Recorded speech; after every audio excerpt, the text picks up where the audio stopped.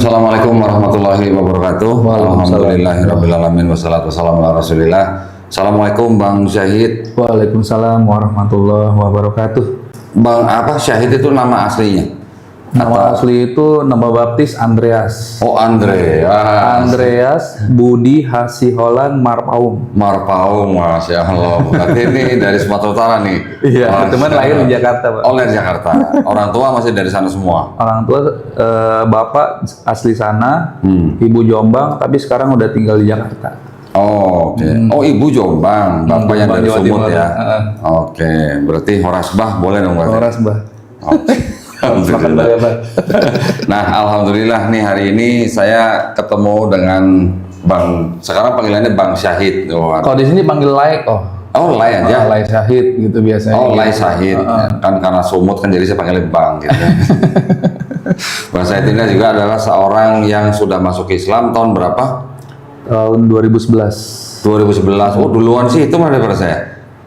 Kok Saya 2014. Udah 2012. Oh, 3 tahun berarti lebih senior dari saya, Pak. Buktinya udah jadi pengurus masjid ya. Berarti lebih senior. Alhamdulillah. Banyak sekeliling saya orang-orang baik semua. Alhamdulillah. Berarti udah lama tinggal di sini?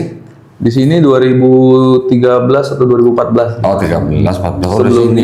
Sebelumnya kontrak di Jakarta. Oke. Orang tua di Jakarta juga. Orang tua di Jakarta. Alhamdulillah Allah kasih rezeki. Ya, Alhamdulillah. dapat Tinggal rumah di sini. di Labuan. Alhamdulillah.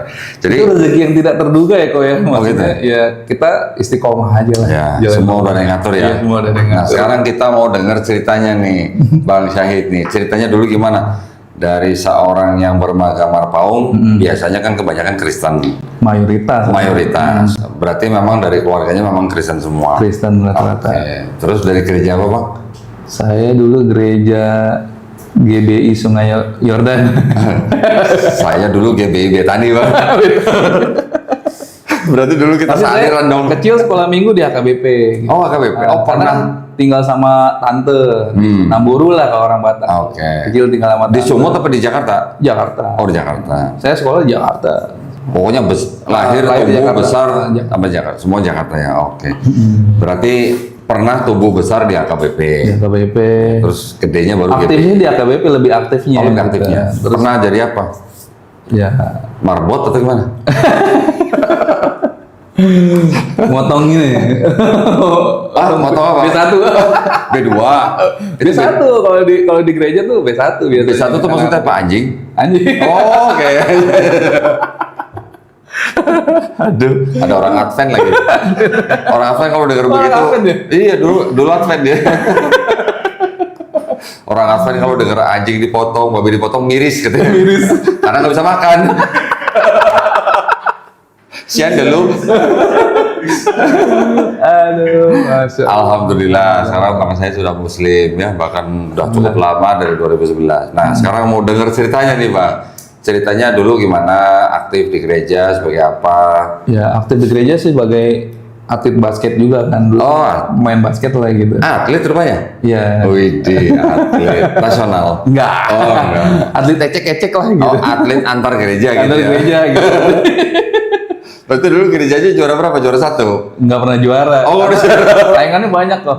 Oh gitu. Saingannya banyak. Oke, terus jadi dari kecil berarti tumbuh besar di Di gereja. gereja. Gimana kok bisa akhirnya kok menjemput hidayah gitu. Nah, sebenarnya kalau kita ngobrol sama Malam ya, udah ceritanya cuma itu aja berarti.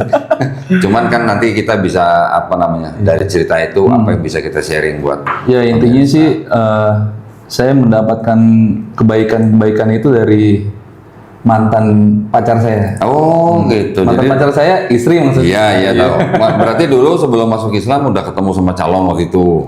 Udah dulu orang Manado. Oh Manado. Manado bukan Kristen? Waktu masih Kristen ya. Oh maksudnya calon. Hah? Maksudnya yang istri sekarang? Oh yang istri sekarang. Oh iya.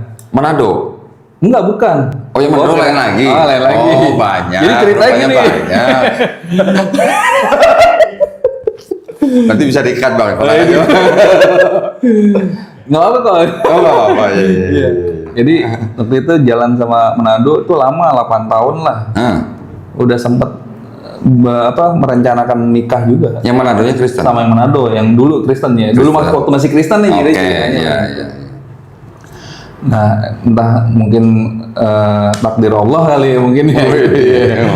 Masih Kristen waktu itu udah kenal takdir Allah. Takdir Allah gitu. Ya, kita pisah di tengah jalan. Akhirnya saya depresi lah gitu saat itu gitu. Ya itu pergaulan malam segala macam gitu. Anak motor dulu saya anak motor juga kok. Oh gitu. Honda Tiger. Oh ini anak celup ya? Anak celup. Oke, Gitu. terus Nah, dulu saya Thunder. Oh Thunder. Tahu, 250 apa 125? Yang 2,5. Oh 2,5. Tahun iya. berapa aktifnya? 2004 saya dulu. Ya nggak jauh. 2004 Nggak jauh lah.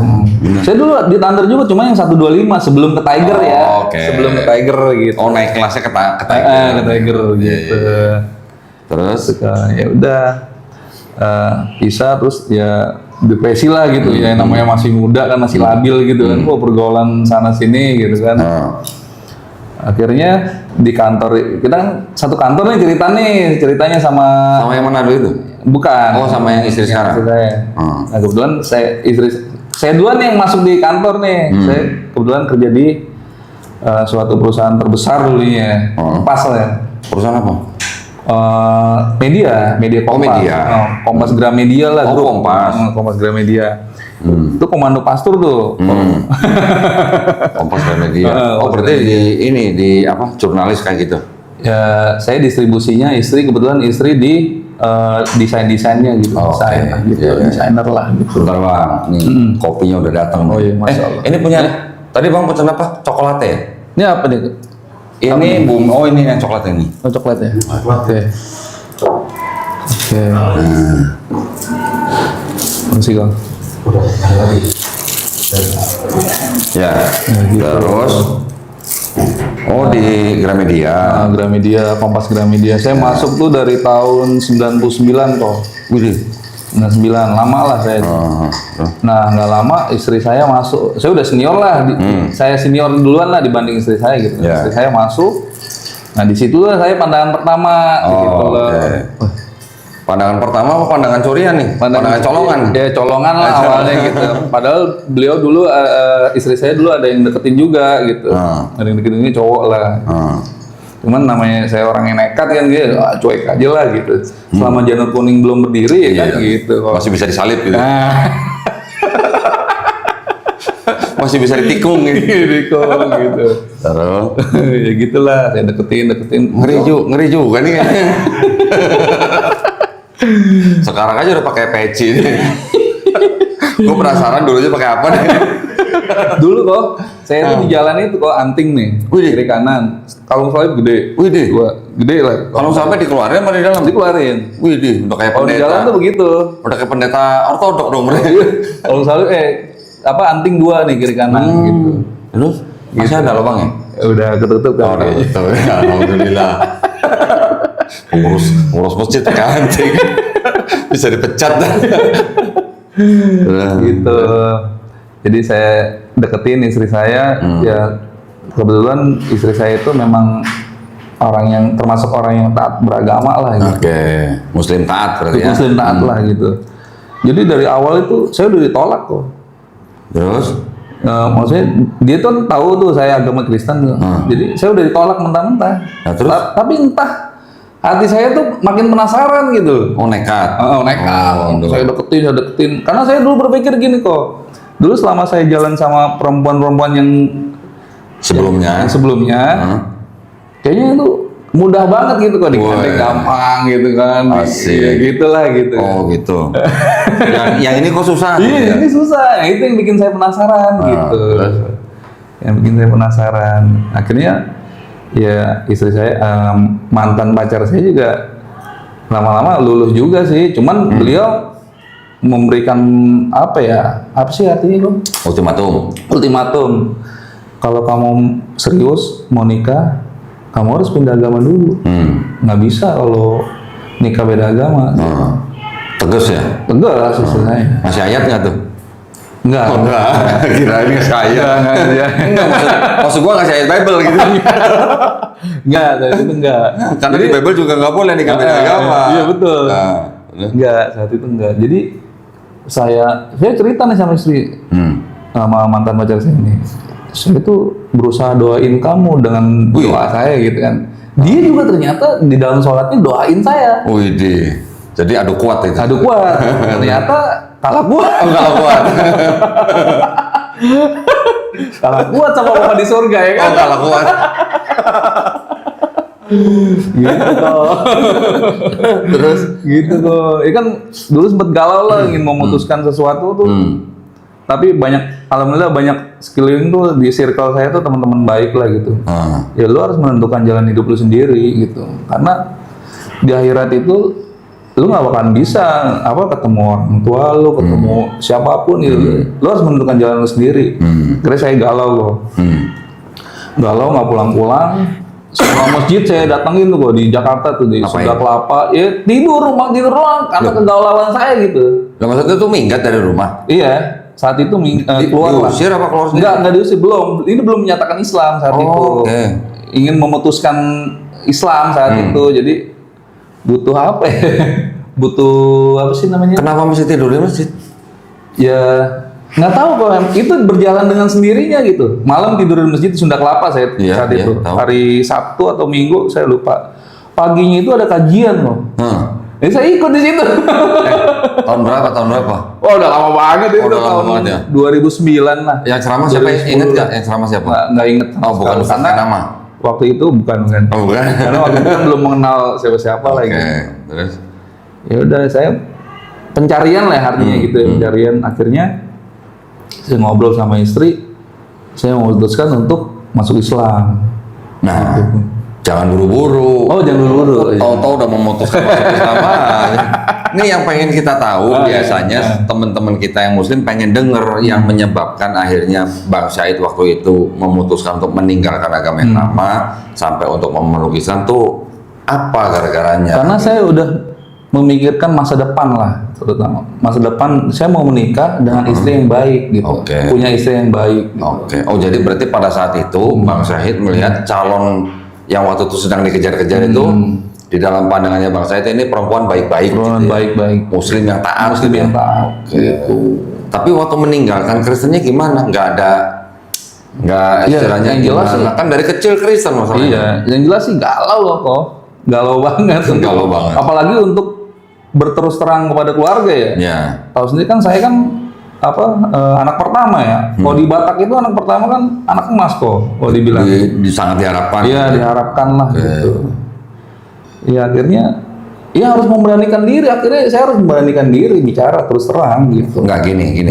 Yang kita pengen dengar dari Bang Syahid itu apa yang membuat Bang Syahid akhirnya rela meninggalkan Trinitas dan apa yang membuat Bang Syahid akhirnya menerima kebenaran Islam gitu. Salah satu contohnya ini kok. Jadi setiap saya jalan sama istri itu sama mantan pacar saya. Jalan nih saya ajak jalan nih. Ya. Itu waktunya sholat beliau berhenti Oke. ke masjid, saya nungguin. Terus Dia ikut buka sepatu di situ. Nah itu tuh dia itu memperhatikan saya tuh dari cara saya memakai kaos kaki itu. Saya kan pakai biasanya kan cuek aja kan dari kiri apa. Jangan salah di sebelah kanan. Oh gitu ya. Iya Islam mengajarkan begitu. Nah dari situ tuh semua itu ada aturannya. Hidup itu ada aturannya gitu. Minum, makan. Minum makannya gitu. Tangan kanan semua. Terus makan harus duduk. Kalau tidak ada kursi ya emang harus berdiri gitu. Kalau kecuali ada kursi gitu harus duduk gitu. Gitu. Yang jelas sih intinya apa ya? Allah yang memilih saya tanpa ada keraguan di hati saya. Masya Allah. Itu sih. Intinya itu. Akhirnya Bang Syahid merasa bahwa Allah yang milih. Iya. Masya Allah. Itu yang penting justru. Iya. Intinya itu Pak.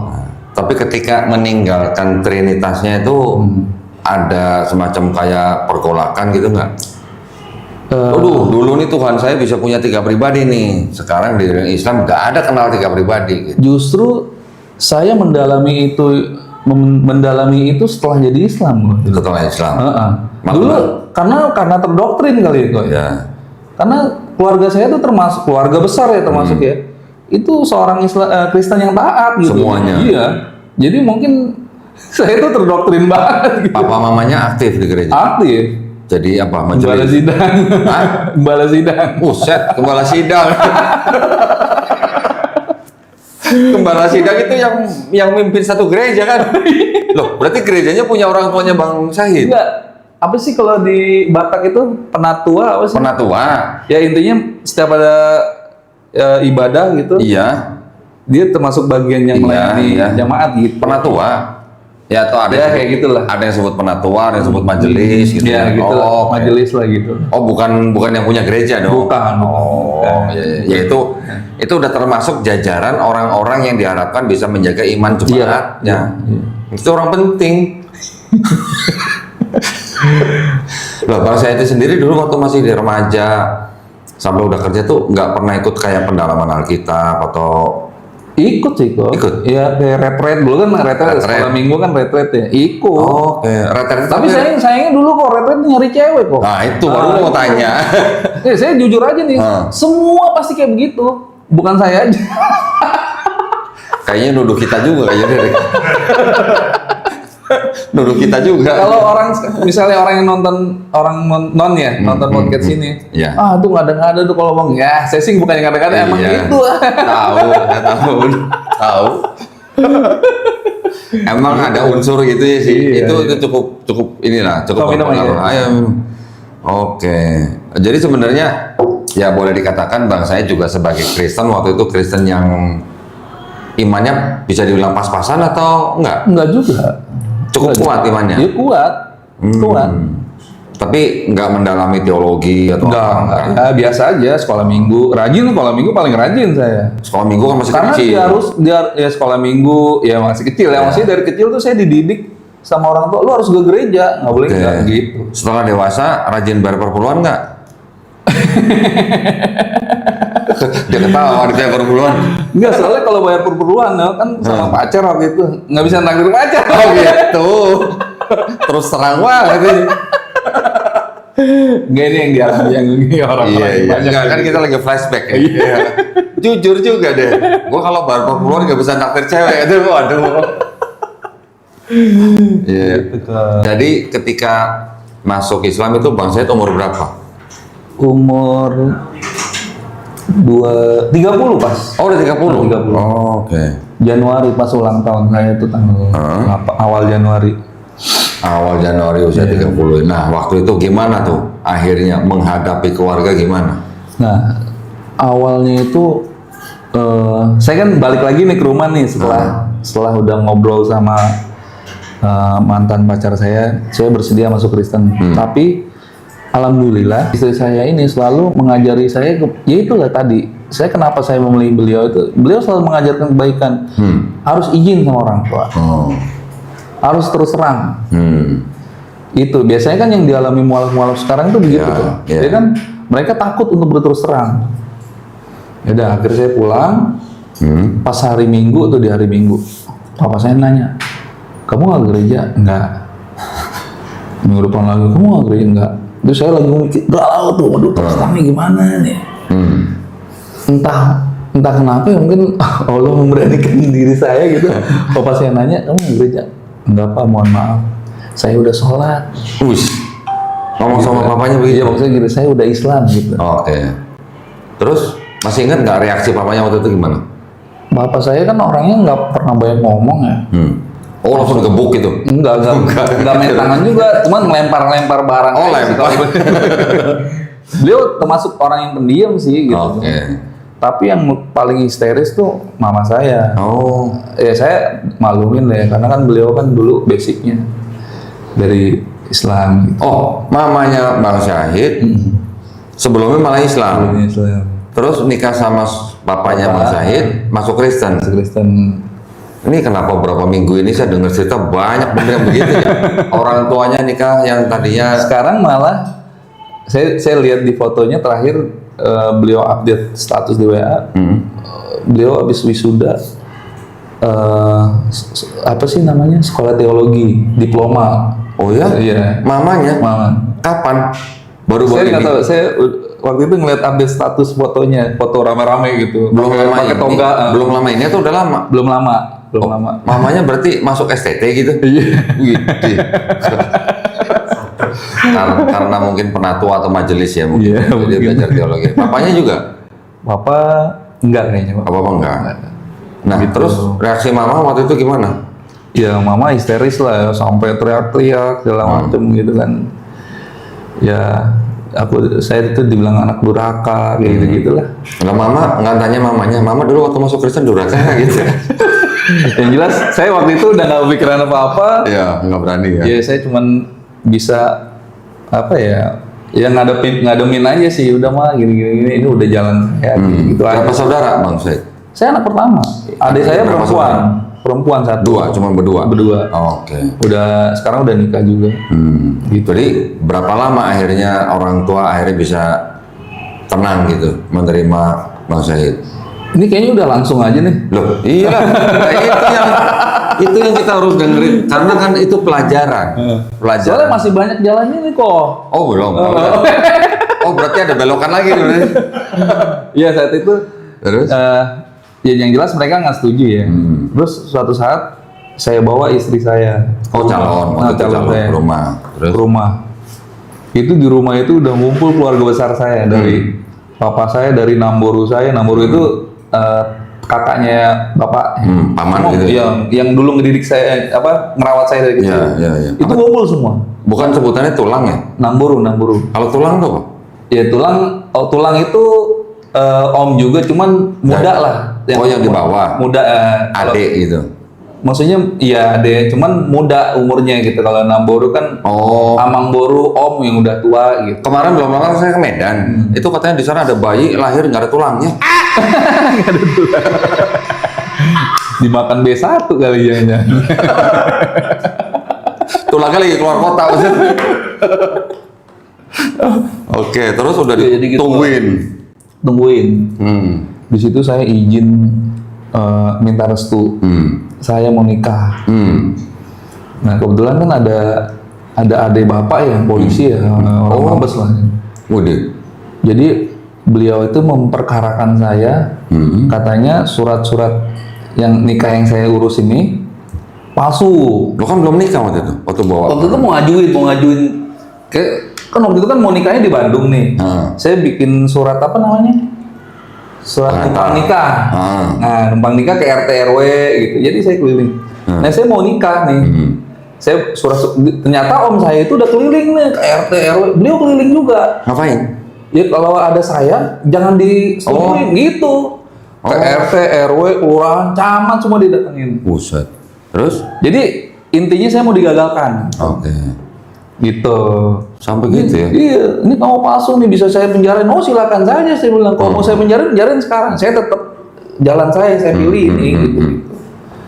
Akhirnya ya udah diredamin tuh semua. Diredamin ya udah. Intinya saya kesini baik-baik. Saya mau minta izin, saya mau nikah. Dan saya sebelum nikah itu saya udah Islam, saya bilang. Saya udah syahadat. Gitu. Ya tetap lah mereka tetap nggak bisa terima.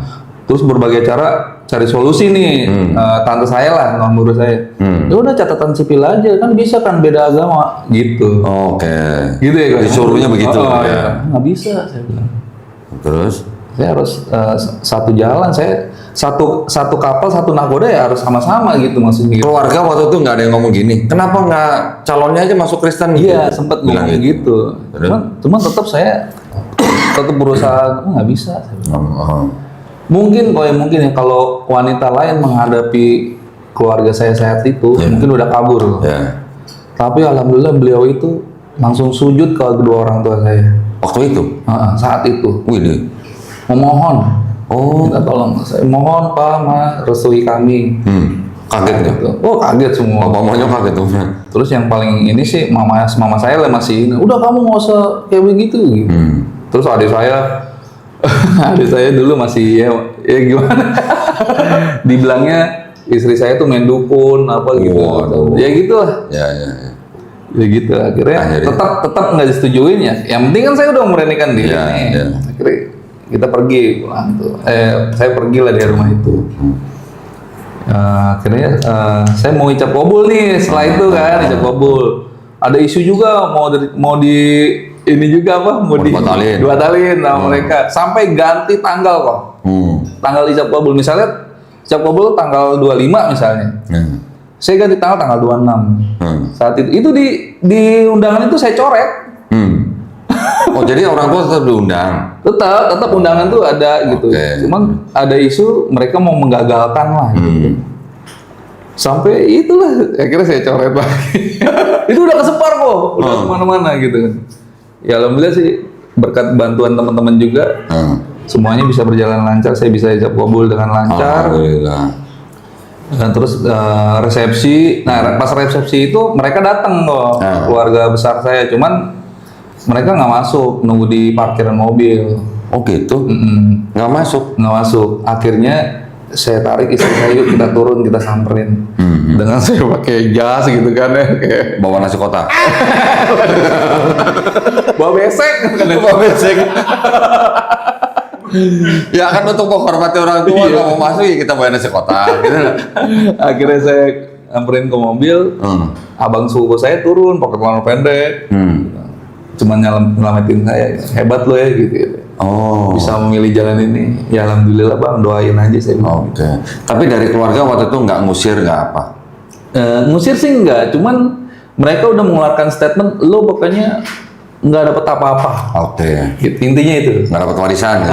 Intinya nggak dapet apa-apa. Oke, nggak apa-apa mah gitu ya bilang. Ya udah, saya menjalani kehidupan, saya ngontrak saat itu kan ngontrak.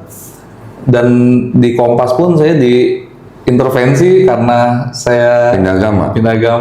Akhirnya saya mengundurkan diri, saya nganggur 3 bulan. Alhamdulillah Allah kasih jalan, saya kerja lagi.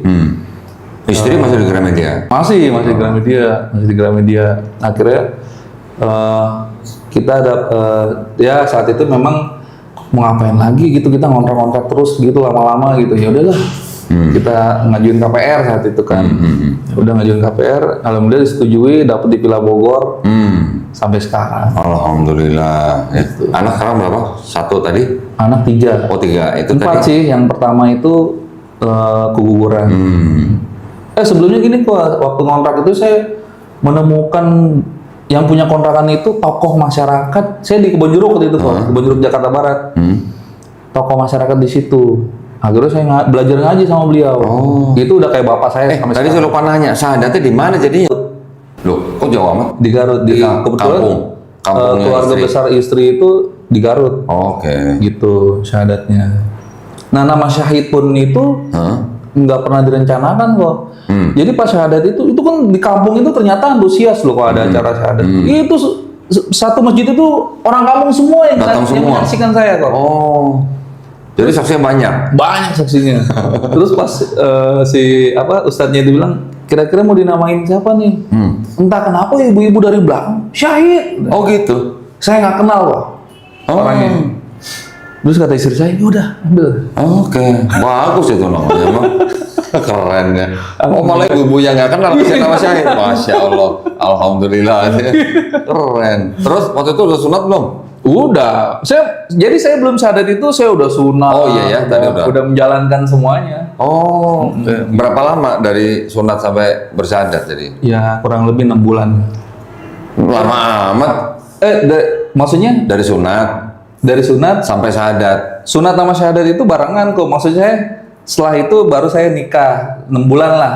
Dari masuk Islam sampai menikah 6 bulan. Itu perjalanan prosesnya udah syahadat udah sunat. Ya. Tapi akhirnya setelah menikah keluarga ya udah nggak apa-apa gitu biasanya. Ya enggak juga. Enggak juga. Akurat. Waktu anak lahir pertama itu pergumulan lagi.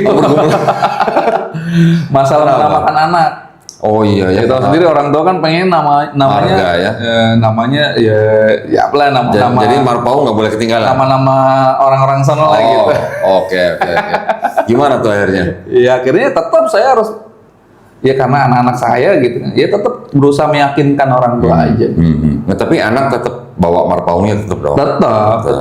Ya namanya apalagi anak laki, kan harus bawa tetap. Dan saya yakinkan orang tua begini, khususnya buat teman-teman mualaf yang orang Batak. Jadi yakinkan orang tuanya bahwa marga itu tetap kita bawa. Iya. Tetap kita bawa. Marga kan nggak ada hubungan sama agama. Nggak ada hubungannya. Iya. Kecuali anak perempuan hilang marganya. Iya. Gitu. Kalau anak laki-laki tetap nama saya ada marganya.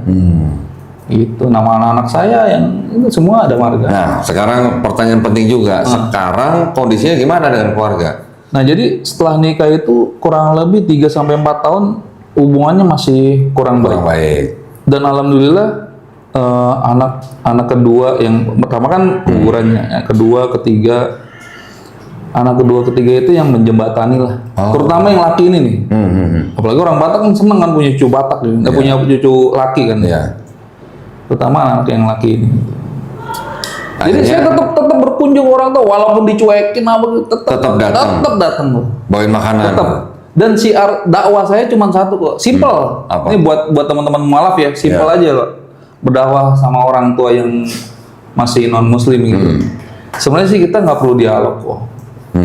Kalau saya pribadi ya, kita mau ngajak dialog juga percuma. Mereka udah tua, nggak mau mikir itu. Ya kalau hidayah kan dari Allah juga ya. Yang penting berusaha untuk gimana cara yang meyakinkan. Akhirnya kayak gamis nih gamis saya kantongnya bolong nih misalnya. Mah tolong Jahitin. jahitin mah. Oke. Nah, apalagi mama saya kan dulu muslim kan. Dia inget tuh pasti masa lalu. Peci bolong, tolong tambelin lah. Gitu dah. Oke jadi gitu dah. Pokoknya jangan pernah takut apa ya?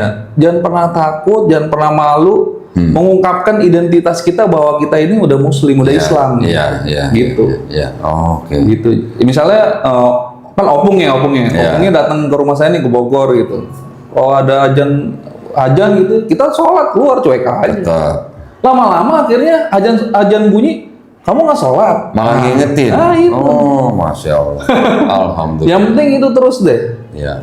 Kebaikan-kebaikan itu aja. Yang simpel kan kok sebenarnya. Nggak perlu yang harus Iya. berdialog. Percuma, kita bakalan berantem lagi kalau Iya. gitu.